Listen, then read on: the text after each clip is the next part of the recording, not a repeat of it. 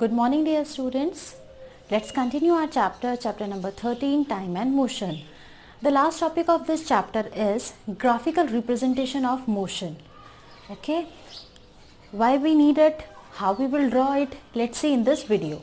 Okay, so graphical representation of motion shows how the distance traveled by a moving object changes with time. That means distance traveled is changing with the time, and how it is changing we will show it by the graph. Okay, जो moving object है आपका वो कितना distance कितने time में travel कर रहा है, ठीक है, इसको हम ग्राफिकली रिप्रेजेंट कर रहे हैं. ठीक है, तो let's continue. First one is uniform speed और constant speed. Okay, in the case of uniform speed, I have told you earlier that there are two constraints. First one is the object should move in a straight line, and second one is the speed should be constant. Uniform speed के लिए हमारे पास दो ही चीज़ें थी. एक तो हमारा जो ऑब्जेक्ट है वो स्ट्रेट लाइन में ट्रैवल करना चाहिए.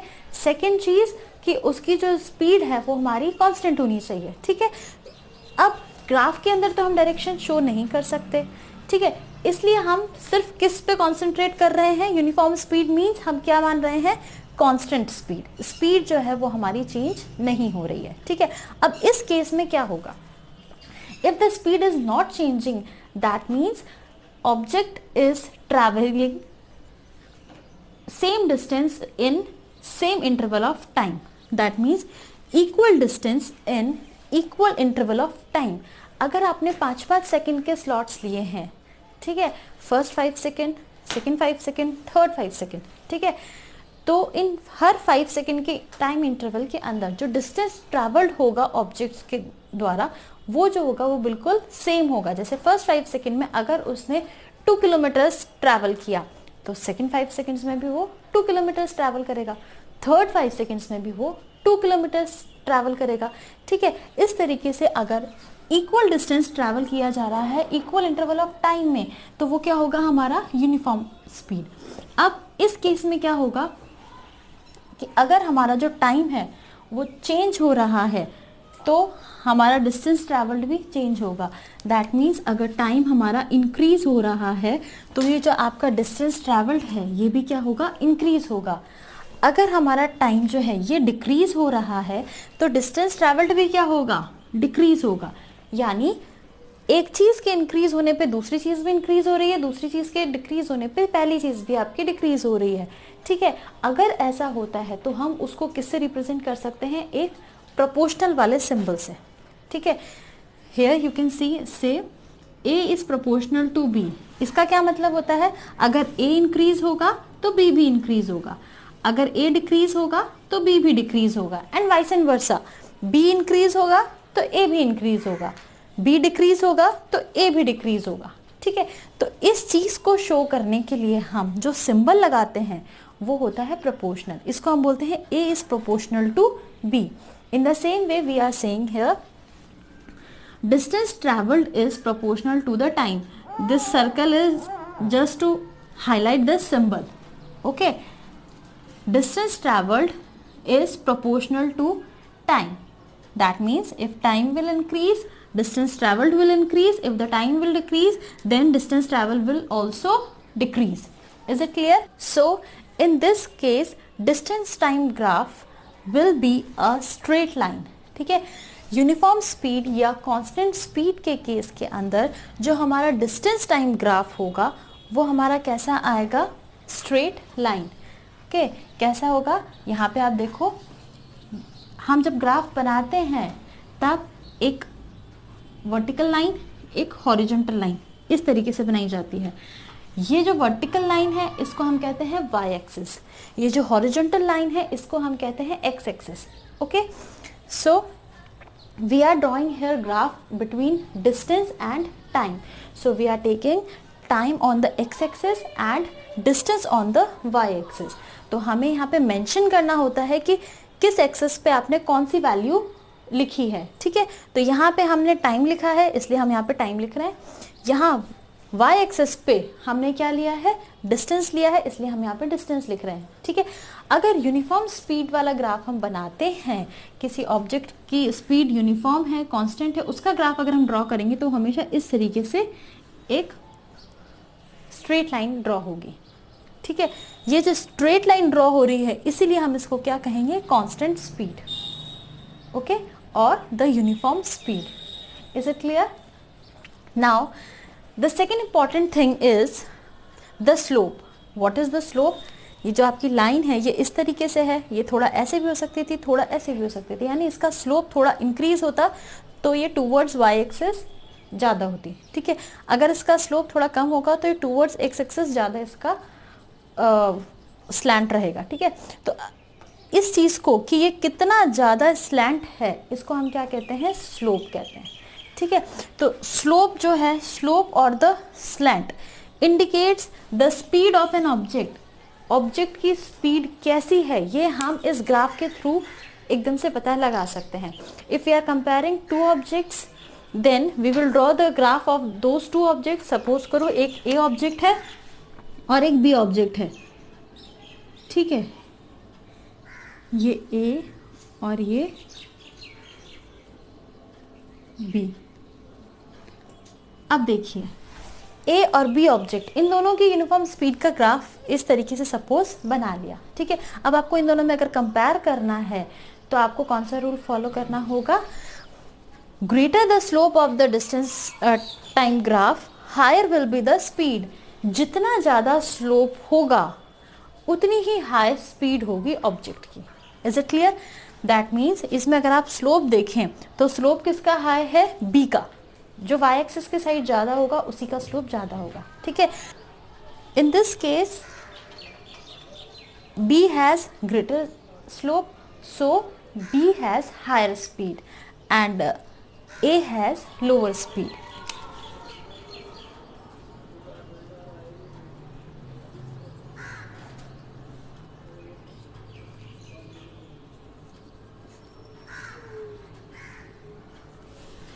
That means we can compare the speed of two objects by the slope of the graph.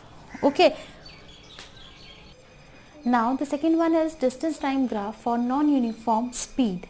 Non-uniform speed means speed is changing regularly. That means changing speed. When an object is in non-uniform motion, that means it covers unequal distance in equal interval of time. That means if we are taking the time slots of 1 minute, in the first minute object covers 2 kilometers. In the second time interval of 1 minute, again the object is traveling 5 kilometers. In the third time slot of 1 minute, the object travels 8 kilometers. That means the speed is regularly increasing, it is regularly changing. That means it is the example of non-uniform speed. In the case of non-uniform speed, when we draw a graph, we will find a curved line. That means again here the graph is shown. On the x-axis we are taking time and on the y-axis we are taking distance, and here it is a curved line OA. The curved line means non-uniform speed. This curved line shows the non-uniform speed. Now if a graph given to us and we have to find which type of motion is this, we can easily identify as how. If we found a straight line like this, that means that is uniform motion. But if we found a curved line like this, that means the object is in non-uniform motion. Is it clear to all? Now the third one is distance time graph when object is stationary, not moving. That means the object is in the rest position, or we can say it has zero speed. For example, अभी ये कोई car जो है वो चल रही है 50 kilometre per hour की स्पीड से, लेकिन आधे घंटे बाद वो रुक जाती है, ठीक है, और 10 मिनट्स के लिए रुकी रहती है। तो उस ड्यूरेशन में जब वो रुकी हुई है, when it is in the rest position, then we will get a straight line as a graph which is parallel to the time axis like this. ठीक है, again on the y axis it is distance mentioned, on the x axis it is time mentioned here. okay, इस position में जब वो zero speed में है that means वो कोई डिस्टेंस ट्रैवल नहीं कर रही है, तो उसका इनिशियल डिस्टेंस जितना था उतना ही रहेगा. उस केस में क्या होगा, एक स्ट्रेट लाइन जो है एक्स एक्सिस के पैरेलल हमें मिलेगी. इसको हम क्या बोल सकते हैं, horizontal line graph. So a straight line graph parallel to time axis और एक्स एक्सिस. एक्स एक्सिस कब, जब हमने टाइम को एक्स एक्सिस पे लिया हो तब. एक्स एक्सिस के पैरेलल या टाइम एक्सिस के पैरेलल हमें स्ट्रेट लाइन मिलेगी, या फिर हम कह सकते हैं हॉरिजॉन्टल लाइन ग्राफ हमें मिलेगा. Is it clear to all of you?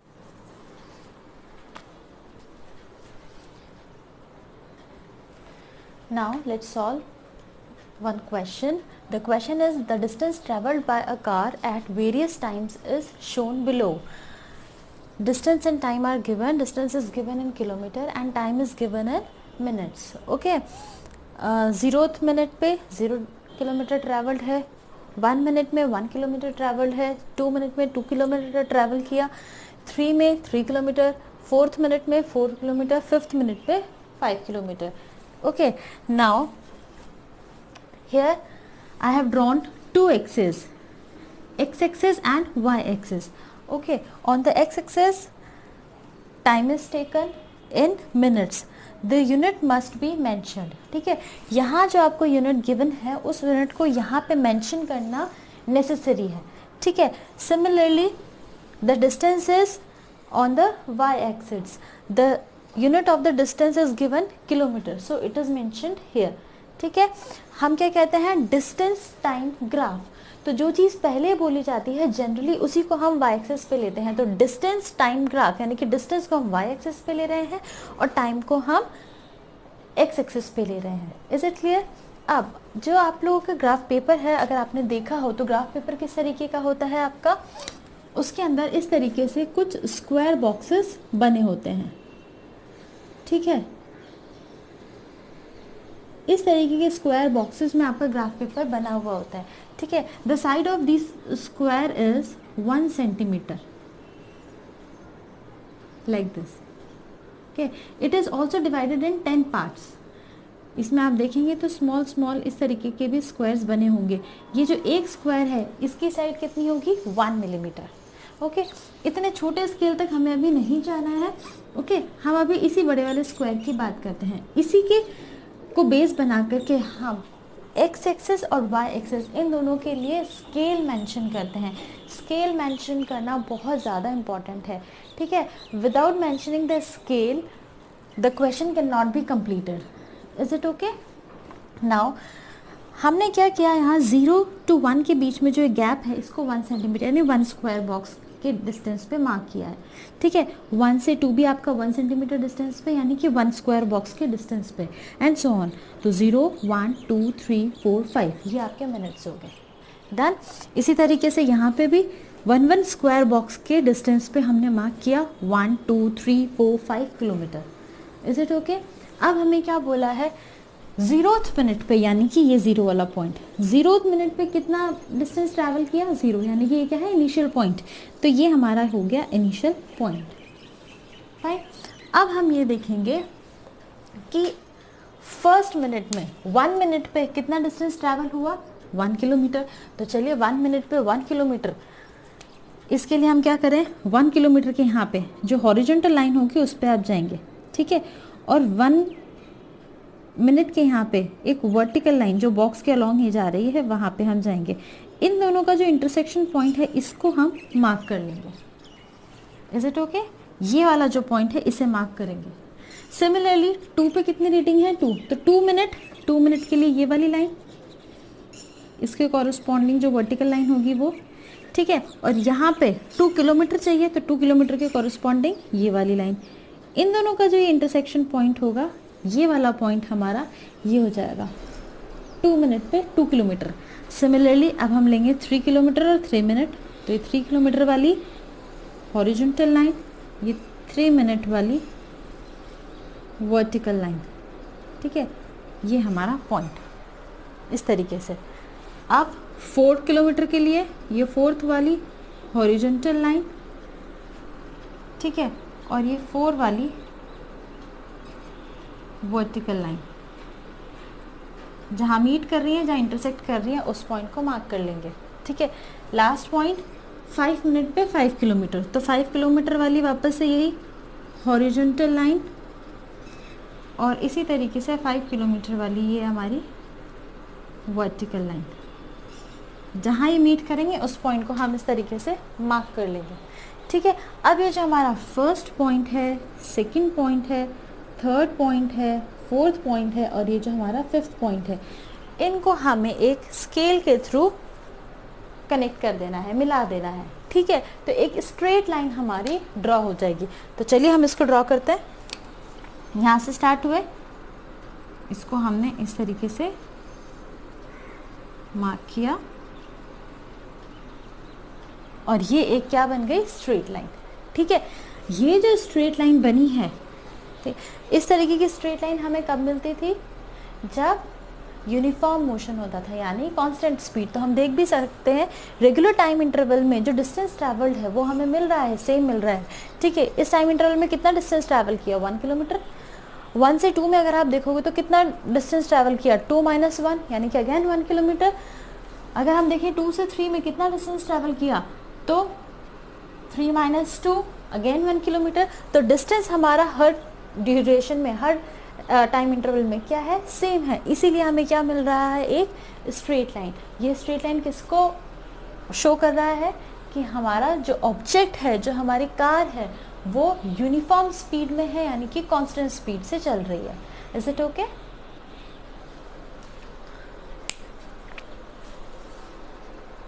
Now let's solve one question. The question is, the distance traveled by a car at various times is shown below.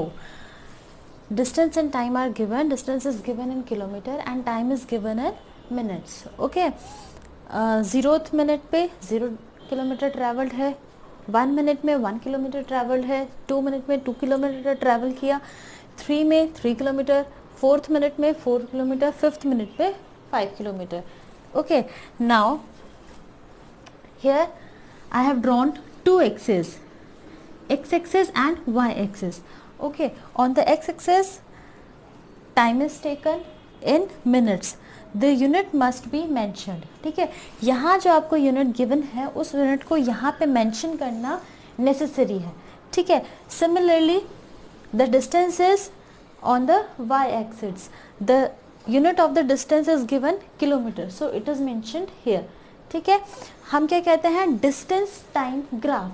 तो जो चीज़ पहले बोली जाती है जनरली उसी को हम वाई एक्सिस पे लेते हैं. तो डिस्टेंस टाइम ग्राफ यानी कि डिस्टेंस को हम वाई एक्सिस पे ले रहे हैं और टाइम को हम एक्स एक्सिस पे ले रहे हैं. Is it clear?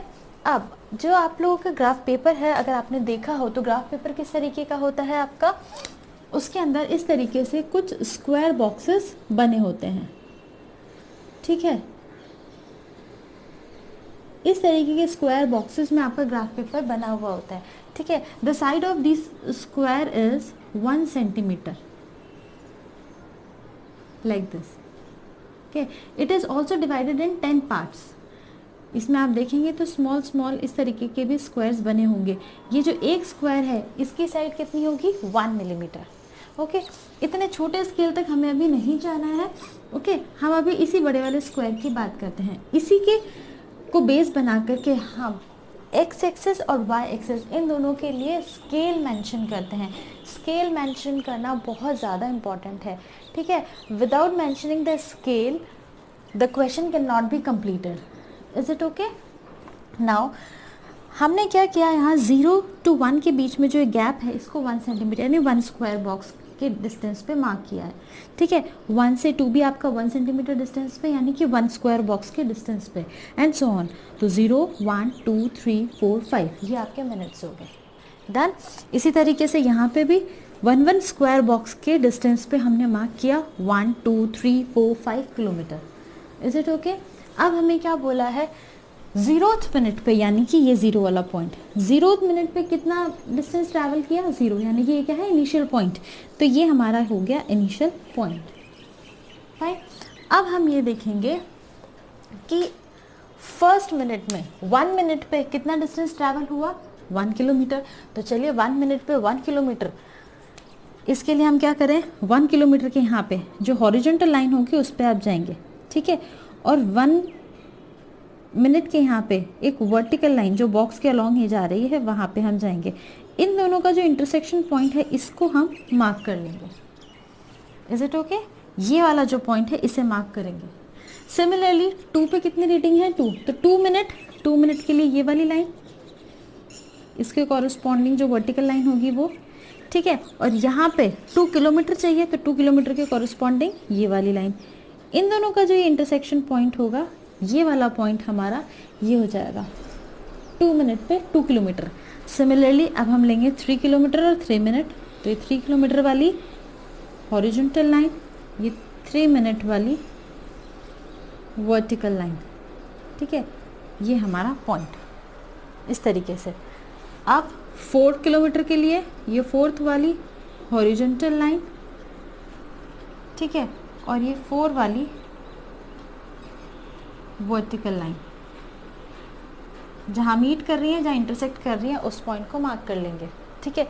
Last point 5 minute पे 5 किलोमीटर, तो 5 किलोमीटर वाली वापस से यही हॉरिजॉन्टल लाइन, और इसी तरीके से 5 किलोमीटर वाली ये हमारी वर्टिकल लाइन, जहाँ ये मीट करेंगे उस पॉइंट को हम इस तरीके से मार्क कर लेंगे, ठीक है। अब ये जो हमारा फर्स्ट पॉइंट है, सेकंड पॉइंट है, थर्ड पॉइंट है, फोर्थ पॉइंट है, और ये जो हमारा 5th पॉइंट है, इनको हमें एक स्केल के थ्रू कनेक्ट कर देना है, मिला देना है, ठीक है। तो एक स्ट्रेट लाइन हमारी ड्रॉ हो जाएगी।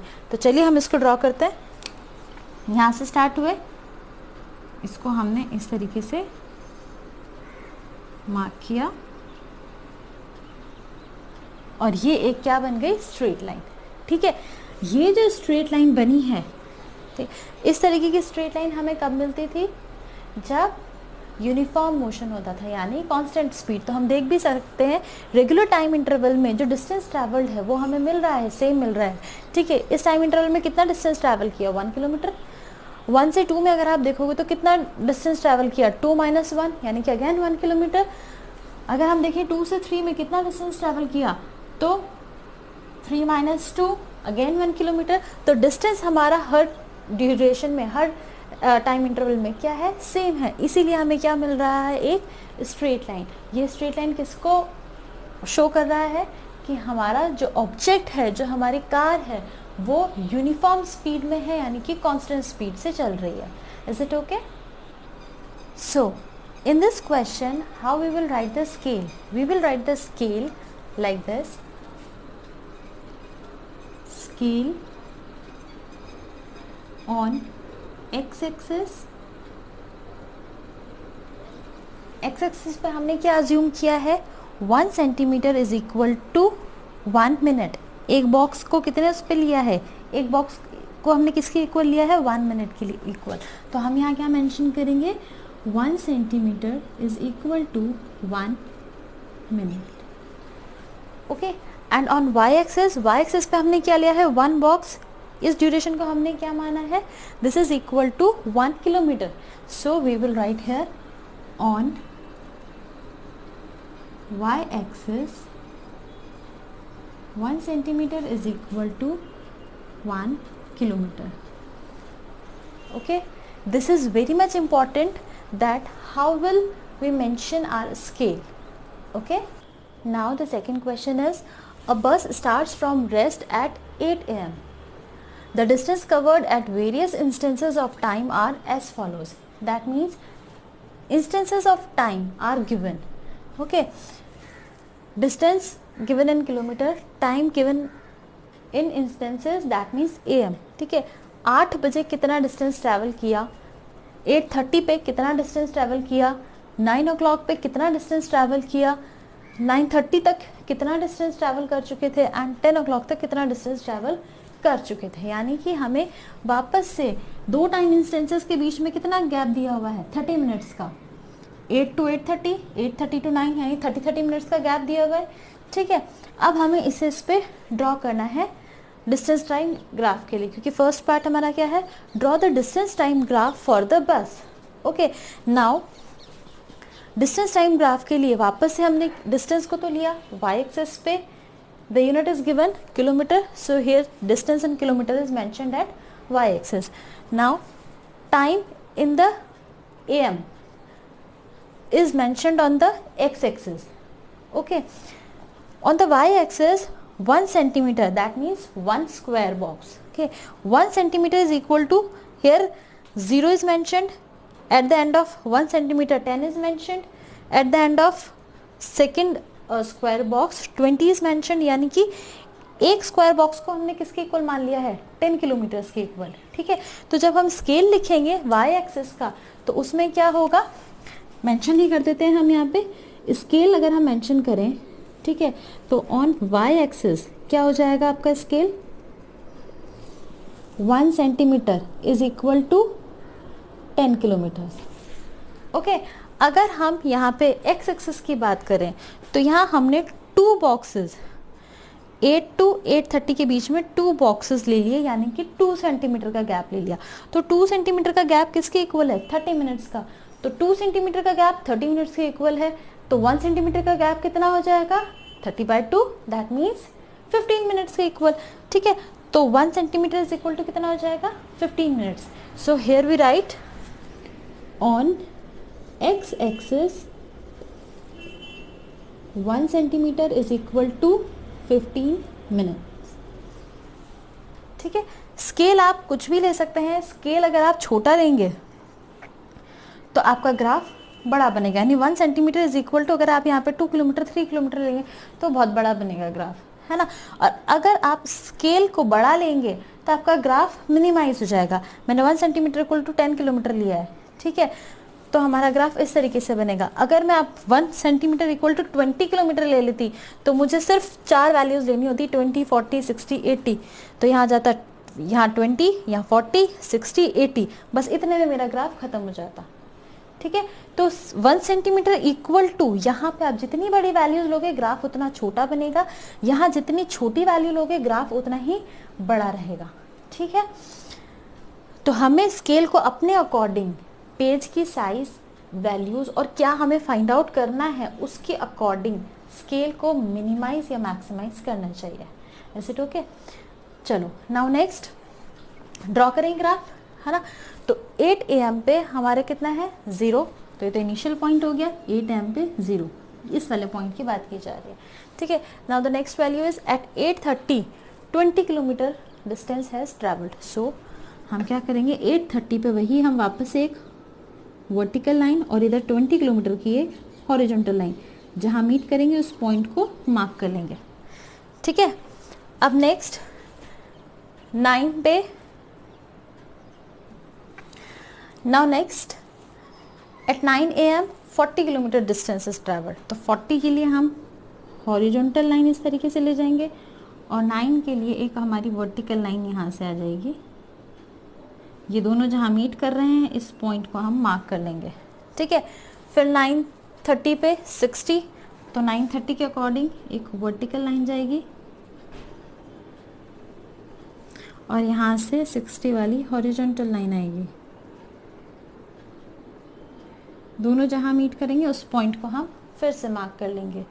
अगेन 80, 10 AM पे 80 है तो 80 के साथ एक हॉरिजॉन्टल लाइन और 10 AM के साथ एक वर्टिकल लाइन.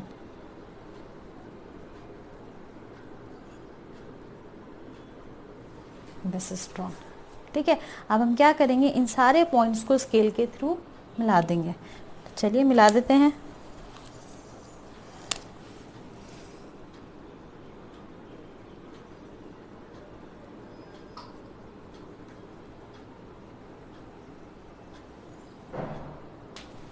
ठीक है, हमें क्या मिला, फिर से एक straight line. Okay, straight line मिली, दैट मीन्स जो आपकी बस जा रही थी ये भी कौन सा मोशन है, यूनिफॉर्म मोशन.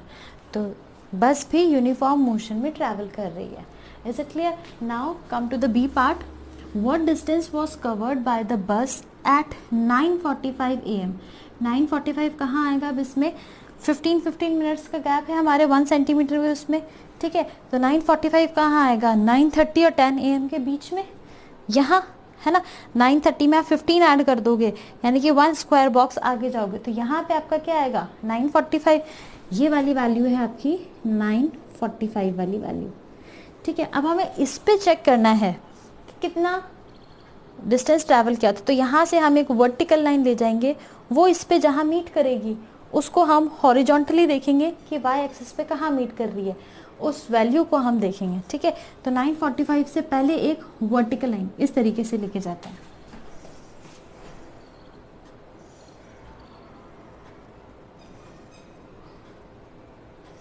ये आ गई वर्टिकल लाइन। ठीक है, अब इसको आप हॉरिजॉन्टली लेके जाइए कि एक्स एक्सिस पे कहाँ मीट कर रही है। तो इसको हम हॉरिजॉन्टली लेके जाते हैं bye scale.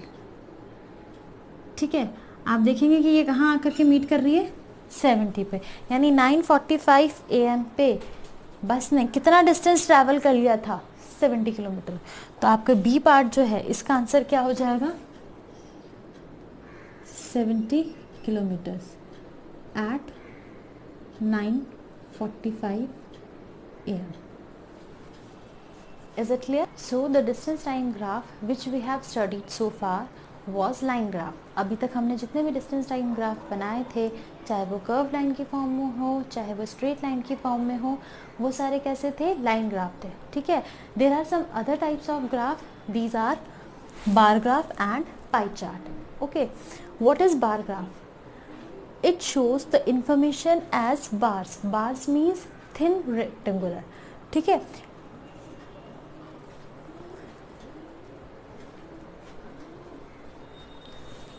first one is bar graph. What is bar graph? Bar graph shows information as bars. Bars means thin rectangles of different heights. That means जो यहाँ एग्जाम्पल में अगर हम देख रहे हैं तो ये थिन रेक्टेंगल्स बने हुए डिफरेंट हाइट के हैं, इनकी हाइट के अकॉर्डिंग हमें इंफॉर्मेशन का पता लगता है। Here is one example of bar graph, runs scored in 6 overs of a cricket match. Okay, यहाँ अगर आप देखोगे तो फर्स्ट ओवर में कितने रन बनाए हैं 1, सेकेंड ओवर में कितना स्कोर किया गया 5 रन्स का, थर्ड ओवर में इसकी हाइट कितनी है 10 तक जा रही है, दैट मीन्स 10 रन्स बनाए हैं। कौन से ओवर में, थर्ड ओवर में। फोर्थ ओवर की अगर आप हाइट देखेंगे तो ये 3 रन्स के इक्वल है। ठीक है, 5 ओवर में 6 रन्स एंड 6th ओवर में 8 रन्स। ठीक है, तो दैट मीन्स जो ये थिन रेक्टेंगल्स हमने बनाए हैं इनको हम क्या बोलते हैं, बार बोलते हैं। इनकी हाइट जो है अकॉर्डिंगली वेरी करती रहती है। ठीक है, इस तरीके से क्या बनाए जाते हैं, bar graph. Is it okay? Now come to the pie chart. Pie chart shows the percentage composition of something or anything in form of slices of a circle. Circle की जो slices हैं उनकी फॉर्म में हम graph में represent करते हैं। ठीक है, जो कंप्लीट सर्कल है उसको हम कितना मानते हैं 100%। The whole circle represents 100%। Okay, तो यहाँ पे हम देखें कंपोजिशन ऑफ एयर का एक हमने एग्जाम्पल लिया हुआ है इन पाई चार्ट। तो ये जो आपका कंप्लीट सर्कल है ये कितना है आपका 100% का। इस 100% में से नाइट्रोजन कितनी है आपकी 78%। जो 100% आपका एयर है उसमें 78% कंपोजिशन किसका होता है, नाइट्रोजन का। तो हमने इस पूरे सर्कल का 78% पोर्शन किसके लिए बनाया है, नाइट्रोजन के लिए। इतना पूरा पोर्शन, ठीक है, ये नाइट्रोजन के लिए बन गया। ठीक है, now the rest of the 21 and 1%, 21% is for oxygen। तो ये वाला जो पूरा पोर्शन है ये किसके लिए है, ऑक्सीजन के लिए। ठीक है, और अब जो ये पतला सा पार्ट, एक पतली सी स्लाइस जो बची है ये कितनी है 1%। ये 1% किसका है, अदर गैसेस का। ओके, तो 100% के पूरे 100% के हमने इस तरीके से पार्ट्स कर दिए। इसको हम क्या कहते हैं, अगर सर्किल के फॉर्म में, एक सर्किल को पूरा 100% मान के अगर उसकी फॉर्म में इस तरीके से परसेंटेज की फॉर्म में कोई भी इंफॉर्मेशन प्रेजेंट की जाती है तो उसको हम क्या कहते हैं, पाई चार्ट।